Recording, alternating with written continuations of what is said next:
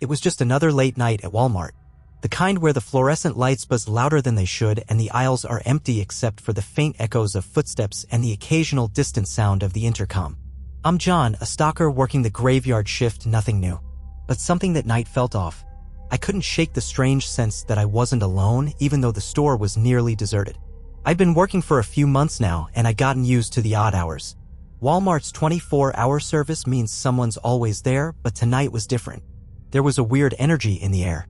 A chill despite the heat from the overhead lights. I shrugged it off. I had a job to do. Restocking shelves, scanning returns, the usual routine. The clock struck 1:30 a.m. when I noticed the first odd thing.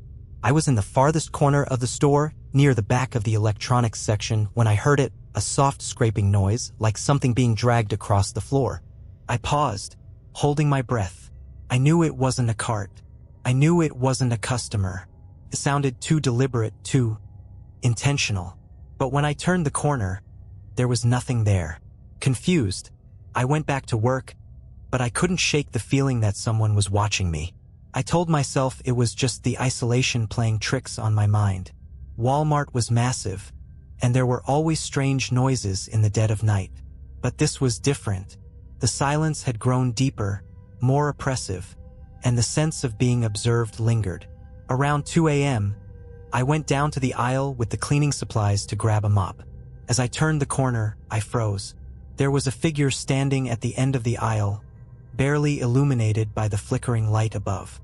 It was a man, or at least it seemed like one. He stood completely still, facing the wall, wearing a hooded jacket that covered his face. I thought maybe it was a customer looking for something, but the longer I stared, the more unsettling it became. He didn't move. He didn't even seem to breathe. I called out, "Hey, can I help you with something?" No response. I stepped closer, my heart starting to race. That's when the lights flickered again, and in that moment, the figure was gone. I spun around, looking down the aisle. There was no trace of him. I thought I must have imagined it, but I knew what I had seen. Something wasn't right. I tried to shake it off, but the unease stuck with me. Every aisle I walked down felt like it stretched on forever, the shadows growing longer with each step. The scraping noise returned, this time louder, like it was following me. I had no choice but to keep moving, but every fiber of my being screamed at me to leave. The store felt alive in a way it never had before, like it was watching me, waiting for me to make a mistake. Then the lights flickered once more, and that's when I heard it. A voice. A whisper, low and gravelly, from somewhere behind me. "You're not supposed to be here." I froze, my blood running cold. The aisle was empty. There was no one around, but I could feel it. I could feel the presence, like something was breathing down my neck. I didn't want to turn around, but I did. And there, in the dim light, standing at the very end of the aisle, was the same figure. But this time, he wasn't standing still. He was moving toward me. My legs locked in place, my heart hammering in my chest. I couldn't move. The man, or whatever he was walking toward me, slow and deliberate, each step echoing through the silence of the empty aisle. The closer he got, the more I felt a gnawing sense of dread creeping up my spine. His footsteps were oddly muffled, as if he wasn't even touching the ground properly. I wanted to run. God, I wanted to bolt out of that store and never look back, but my body refused to obey. Every part of me screamed to move, to escape, but I stood there, rooted to the spot, watching him approach. There was something wrong with him. His posture was unnaturally stiff, and his hands hung at his sides like they didn't belong to a human being.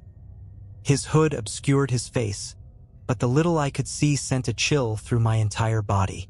His skin looked pale, almost sickly, and his movements had an eerie, jerky quality to them, like he wasn't fully in control of his own body. As he got closer, the air grew colder. My breath came out in visible puffs, even though the store had been warm just a few moments before. A thick, uncomfortable silence settled between us. I tried to speak, to demand what he wanted, but my voice caught in my throat.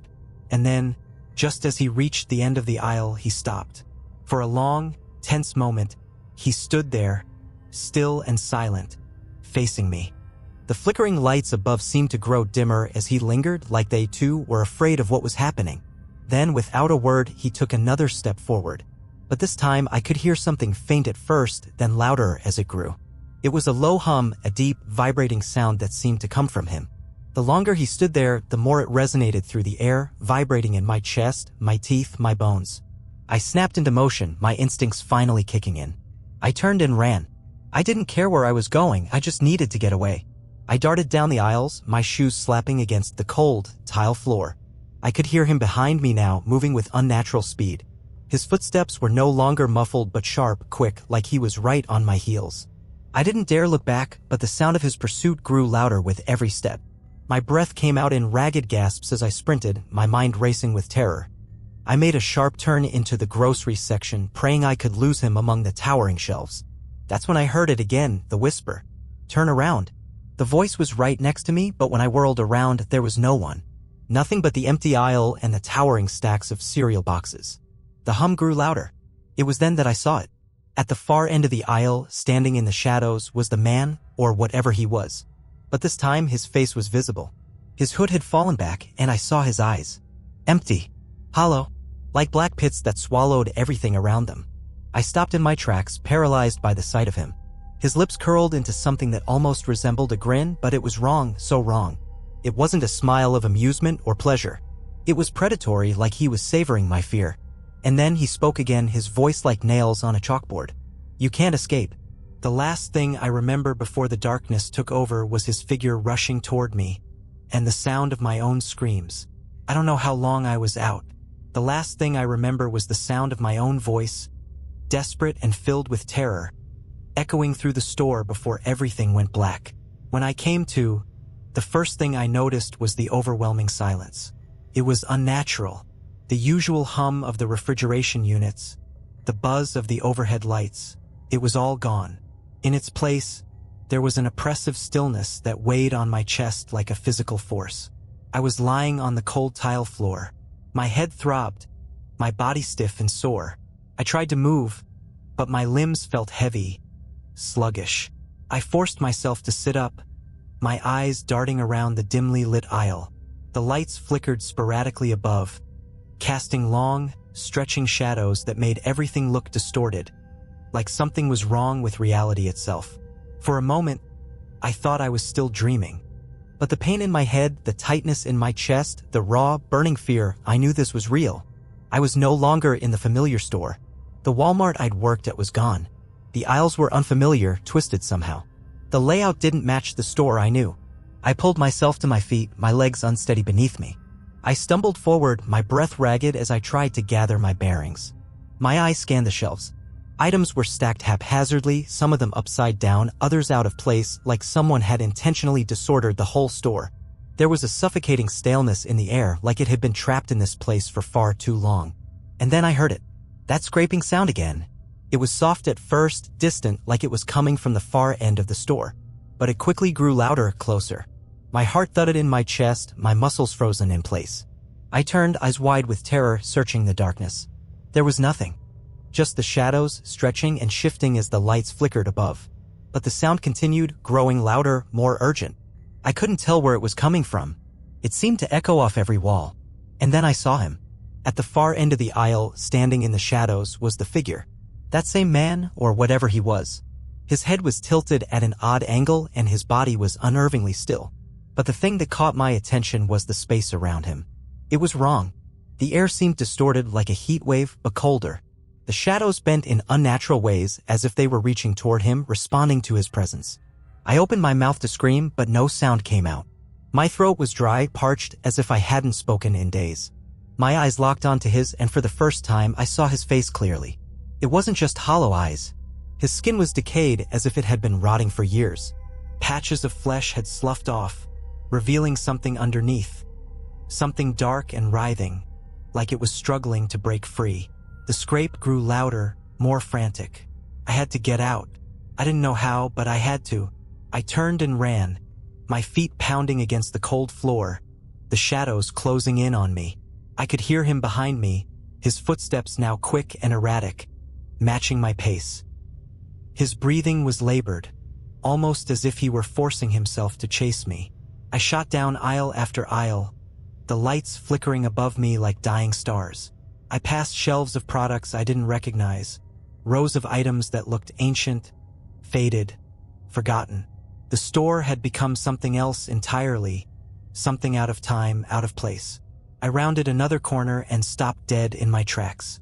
There, at the far end of the aisle, was the man again. But this time, he wasn't standing still. His arms were raised and his fingers stretched toward me, long and twisted like they were made of brittle bone. "You can't leave," his voice rasped from the shadows. I tried to scream again, but all that escaped was a strangled gasp. I backed away, heart pounding, and that's when I noticed something else. Something even more terrifying. The store wasn't just changing. It was alive. The walls seemed to shift, the aisles expanding and contracting like a living organism, stretching further than they should. The air felt thick and suffocating, pressing in on me from every direction. The man was moving toward me again, his movements jerky, unnatural. But now, as he got closer, I could hear something behind him. A low, gurgling sound like something was slithering, creeping through the walls. My chest tightened, my vision blurred with panic.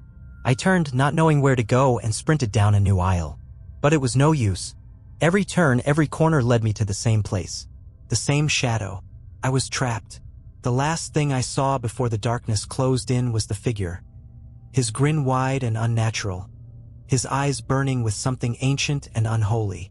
And then, everything went black. I woke up again.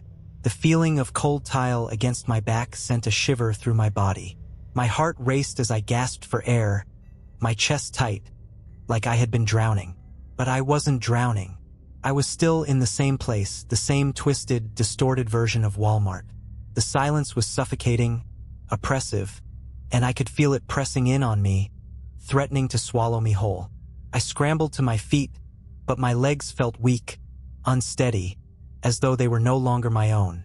My breath came in shallow gasps as I took in the surroundings. The aisles seemed to stretch on forever, twisting in ways they never should. Shelves were overturned, scattered with items that didn't belong. It looked as if the place had been abandoned for years, decades even, but I knew it hadn't. I had just been here. This was the same store, but it was wrong. The man, no thing, was still here. I could feel it. His presence was suffocating, crawling under my skin. The scraping sound that had once felt distant now felt so close I could almost hear it in my bones. I wasn't alone. He was out there. I had to get out. Panic clawed at my chest, but I couldn't afford to lose it. I had to think, to move, or I would end up like the others. I didn't know who the others were, but I had a feeling they were the ones who didn't escape. They were the ones who came before me, who belonged here. The lights flickered once again, and that familiar, eerie hum began. It was low at first, almost imperceptible, but then it grew, vibrating through the floor and into my very soul. I could feel it in my teeth, my fingertips, like it was coming from the walls themselves. I spun around, eyes wide, searching the aisles for any sign of movement. I had to keep moving, couldn't stay still. My fingers brushed against the cold shelves as I bolted through the store, the sound of my own breathing deafening in my ears. But no matter how fast I ran, no matter how many aisles I turned down, I couldn't escape the feeling that he was right behind me. I turned a corner and skidded to a halt. There, standing in the center of the aisle, was the man, the thing. He was looking directly at me, but his eyes weren't just black. They were filled with something more, something ancient, something hungry. He didn't have a face. At least, not one I recognized. His features were contorted, a grotesque mockery of a human being.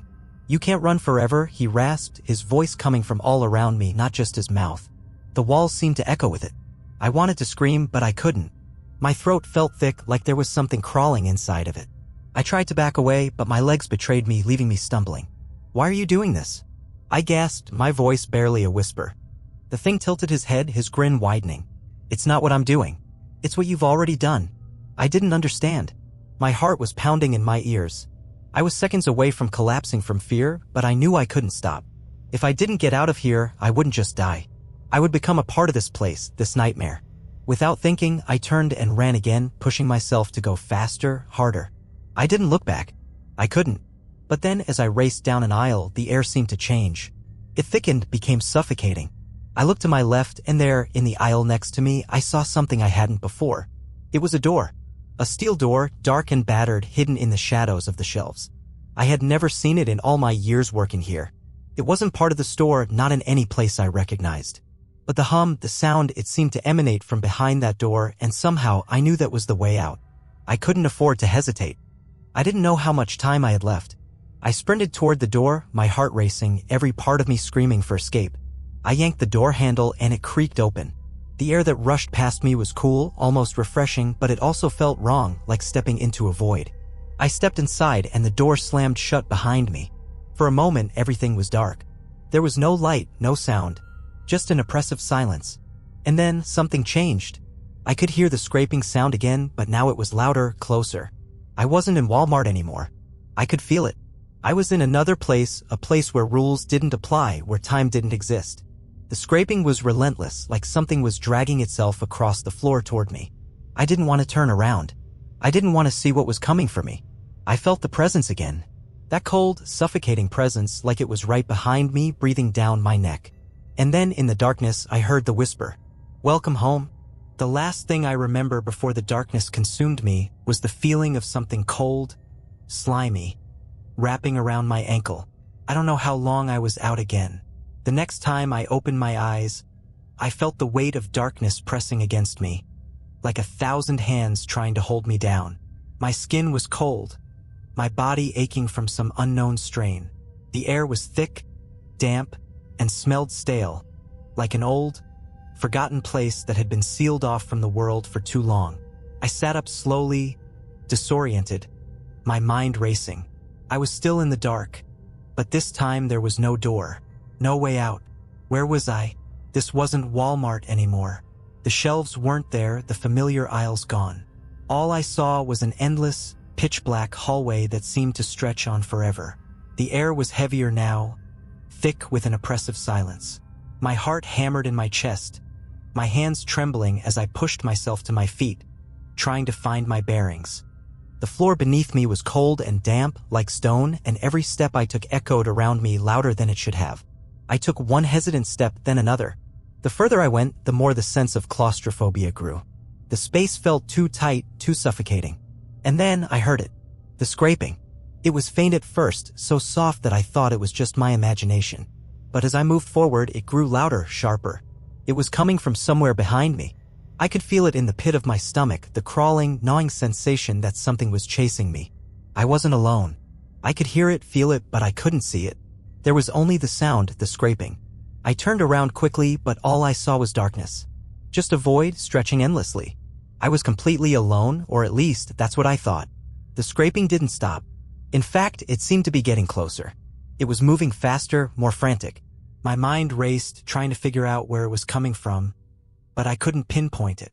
It was as if the walls themselves were closing in on me, the sound of whatever was coming for me growing louder, more erratic with every step. Panic surged through me and I broke into a run. My breath came in gasps, the pounding of my heart drowning out everything else. I didn't know where I was going or if there was even a way out, but I couldn't just stand there. I had to escape. I ran down the dark corridor, the scraping still following me. It was closer now, too close for comfort, almost as if whatever it was right behind me. The air grew colder, the temperature dropping with each passing second.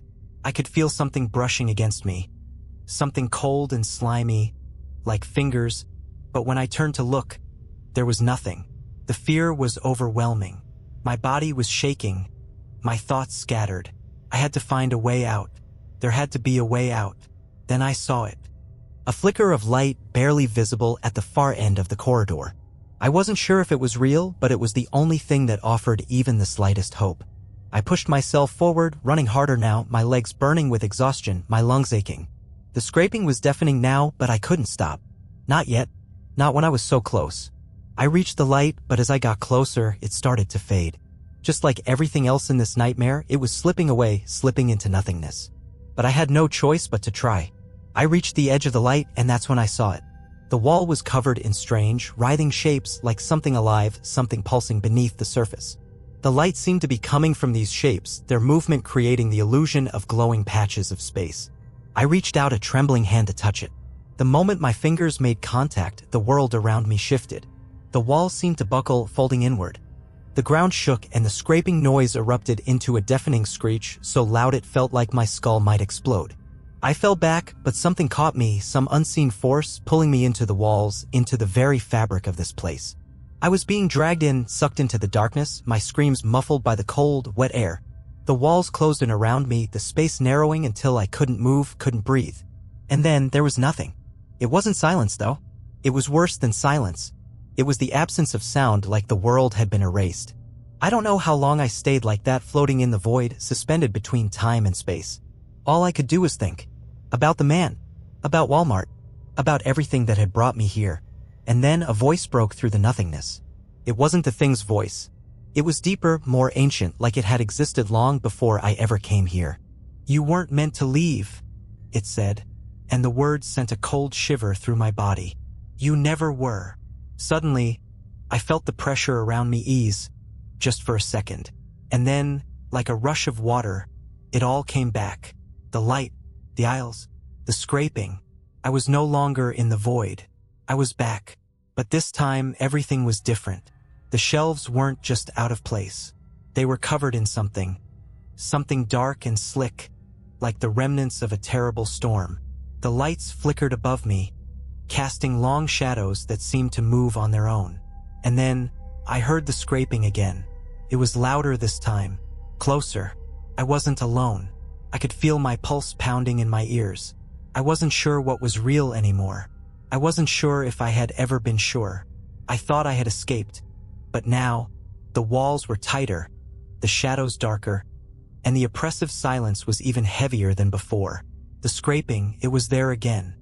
It was constant, louder this time, as if something was dragging itself through the walls of the store. I was too terrified to move, too scared to even breathe. It felt as if the world around me was shifting, bending, warping in ways that shouldn't be possible. The aisles stretched further than they should have, and the shelves seemed to lean in toward me like they were watching, waiting.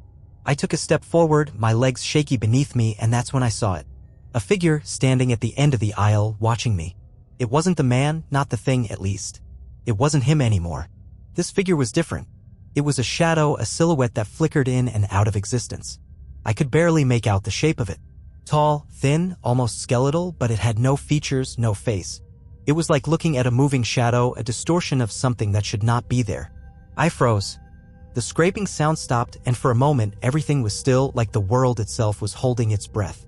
Then, in a voice that seemed to come from all directions, from within me, from the air, the figure spoke. "Do you know where you are?" I didn't answer. My throat was tight, dry, like the words wouldn't come, like I didn't even have a voice anymore. I was too terrified to respond, too scared to move. But somehow I knew the answer. I had always known. "I'm trapped," I managed to croak, though it barely felt like my own voice. The figure didn't move. It was as if it was studying me, waiting for something. The scraping noise began again, this time louder, closer. I couldn't tell where it was coming from. It was everywhere, surrounding me, closing in. The figure stepped forward, its movement fluid, unnatural. And then, without warning, it spoke again. "You're already here?" And in that instant, I understood. I wasn't just trapped inside Walmart. I was trapped in this place, in a reality that was shifting, twisting. Time didn't exist here, and space was a lie. I had been pulled into something that had been here long before I ever set foot in that store. Something ancient. Something alive. The aisles seemed to narrow, the walls pressing in around me, the air thick and suffocating. I tried to move, to turn and run, but my legs wouldn't cooperate. It was as if they were stuck in place, locked by an unseen force. My heart raced, panic rising in my chest. My vision blurred, the shadows blending together into one writhing mess. And then I heard it. A voice soft, too soft, whispering my name. John, it was my name but not my voice. It was distant, like an echo coming from deep within the walls, from the very foundation of the store. I turned in a circle, my head spinning, but the voice came again, louder this time, more insistent. "John, come closer." The darkness seemed to pulse with the sound of it, the air vibrating, pressing down on me. The shadows in the corners of my vision moved, slithering like living things, pulling at the edges of reality. I had to get out. I had to find a way out before it consumed me. "You were here." The voice whispered again, this time clearer, closer. I couldn't take it anymore. I couldn't stay in this place. I had to escape. I had to. The scraping was back, louder than ever. It felt like it was directly behind me now, like it was breathing down my neck. I could feel the cold, clammy presence behind me, pressing closer, closer. I turned to face whatever it was, ready to face the nightmare that was chasing me. But when I did, I froze. It wasn't just a man anymore. It wasn't even just a thing. The figure had become something else. It was massive now, towering above me, its limbs stretched unnaturally long, its body twisted and contorted into a grotesque shape. Its eyes were wide, empty sockets filled with darkness that seemed to consume everything around it. It moved toward me with terrifying speed, its body jerking in unnatural angles like it was struggling to hold itself together. But it was coming for me, coming for me. No. I screamed, my voice hoarse. My body finally responded, and I stumbled backward, tripping over my feet, falling hard onto the cold floor. But the thing didn't stop. It didn't even slow down. I scrambled backward, my heart pounding in my chest, my mind screaming at me to move, to run, to do something. But the creature was so close now, I could almost feel its cold breath on my face. And then, just as it reached out for me, everything around me shattered. The walls cracked, the lights burst, the air cracked like glass, and in an instant I was thrown into darkness once more. But this time there was no scraping. No figure. Just silence. I opened my eyes, and the only thing I could see was a faint, flickering light in the distance. But I knew it was never over. This place, this nightmare, was endless. And now I was part of it. I don't know how long I've been here. Time doesn't make sense anymore. It bends, warps, collapses in on itself. My mind, too, is unraveling. I can feel it. The weight of this place presses down on me, suffocating me. I can't escape. I know now that I'm not just trapped in a store. I'm trapped in a space that isn't supposed to exist, a place beyond the boundaries of reality. I thought I could outrun it, but now I know. There's no way out. I can feel the darkness crawling beneath my skin, slipping into my thoughts. It whispers to me. It knows me. The light I saw when everything shattered, flickering, weak, like a dying star, it wasn't hope. It wasn't a way out. It was a trap. A lure. The moment I stepped toward it, I felt the weight of eyes on me. Watching. Now I stand in a place I can't describe. It's not Walmart anymore, not even the twisted version of it I first found myself in. It's a void, a cavernous space with no boundaries, no walls, just endless blackness. I've tried walking, tried running, but no matter what direction I go, I end up back where I started. The same flickering light in the distance, the same whispers in the shadows. And then I hear it. A voice. John, the sound of my name sends a chill down my spine. It's the same voice I've heard before, the one that seems to come from everywhere and nowhere.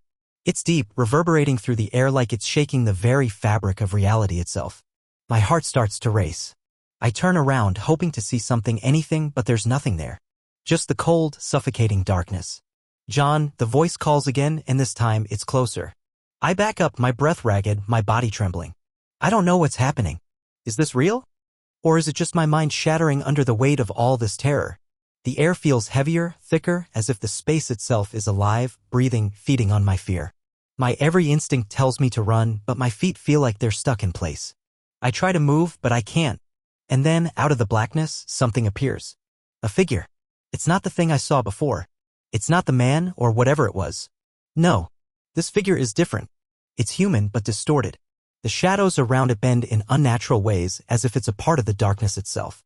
Its body is twisted, like it's not even meant to be here. The air around it seems to warp, like gravity itself is afraid to touch it. I don't know how to explain it. It's like staring at a person, but knowing deep down that they are not one. This thing, it's wearing my face. I scream, but no sound comes out. The figure takes a step forward. I want to run, but I can't move.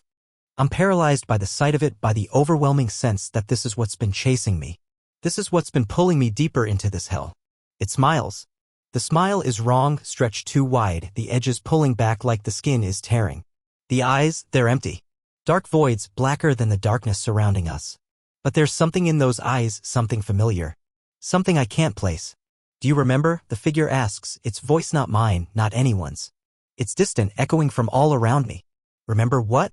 I manage to rasp, though my throat is dry, like I haven't spoken in days. Who are you? I am you, it replies, its voice now deeper, more sinister. I'm the version of you that never escaped. The one that was left behind. It takes another step, and I feel the ground beneath me tremble. No, that's impossible. I can feel the words trying to claw their way out of my throat, but I can't breathe. I don't understand. I don't understand. The figure tilts its head, eyes widening as it watches me struggle. You've always understood, John. The truth is always right there. You were supposed to stay. You are part of this now. The ground cracks beneath my feet. and I fall, my hands slamming into the floor. The darkness around me swells, growing thicker, like it's alive. The figure watches, its smile widening impossibly, like a maw opening up to devour everything in its path. I scramble backward, my breath coming faster now, panic flooding through me. No, no, I won't stay here. I won't. But the figure's voice cuts through my thoughts, cold and final. It's too late. You're already here. You can never leave. And then the darkness wraps around me, smothering everything. The ground beneath me falls away, and I scream, but the sound is swallowed by the void. I don't know where I am anymore, or even if I'm still alive. But I know one thing for sure. I'll never be able to leave this place. Not now. Not ever. The darkness, cold and unyielding, envelopes me. There is no ground beneath my feet, no walls, no ceiling, just an endless abyss. I'm floating, lost in a space that doesn't exist, suspended in some in-between place where nothing is real and everything is wrong. My mind aches with the weight of it all, the pressure of this place, the weight of the truth that I've finally come to understand. The figure that wears my face wasn't lying. This place is mine now. It's been pulling at me, twisting my reality, feeding on my fear, for what feels like an eternity. I've seen it now. I've seen the truth. I am not just a prisoner of this place, I am a part of it. The Walmart, the aisles, the lights, the shadows, they are all connected to me. I've always been part of this. I always will be. The whispering voices return. Faint at first, like a soft breeze brushing against my ears. But then they grow louder, becoming more distinct, more insistent. They call my name. Over and over again. Their voices are distorted, garbled, like 1,000 voices speaking at once. John, John, you're here, forever. I can feel them in my chest now. The voices, they're inside me, crawling under my skin, writhing beneath my ribs. They are me. They are all of us. The lost, the forgotten, the ones who never escaped. The ones who were pulled into this place just like I was. I try to move, but I can't. My body is numb, like it's not my own anymore. I try to scream, but my throat is dry, and the sound doesn't come. My mind races, but there is no escape. The darkness presses in from all sides, suffocating me. And then, a new voice speaks. It's not distorted like the others. It's clear, cold, familiar. Welcome home, John. I freeze. I know that voice. I know it better than my own. It's my own voice. I turn slowly, unwilling to believe what I know is true. There, standing in the darkness, is the figure again. The one that wears my face. The one that pulled me into this nightmare. This time, I'm not afraid. You were always meant to be here, the figure says, its lips curling into that same twisted smile. You were always meant to be part of this, just like the others. The ones who never left. The ones who never even tried. The words cut deep. I don't want to believe it, but deep down I know it's true. This place, this hell, it's always been here, and I've always been a part of it. I can't fight it anymore. I can't run. You're one of us now, the figure continues, taking a slow step toward me, its eyes burning with the darkness. You belong to the walls, to the shadows, to the endless aisles that stretch on forever. You will never leave. You will never escape. I'm not sure what happens next. I feel like I'm slipping away, like the edges of my reality are crumbling, dissolving into nothing. The figure moves closer, and I know it's the end. There's no point in fighting anymore.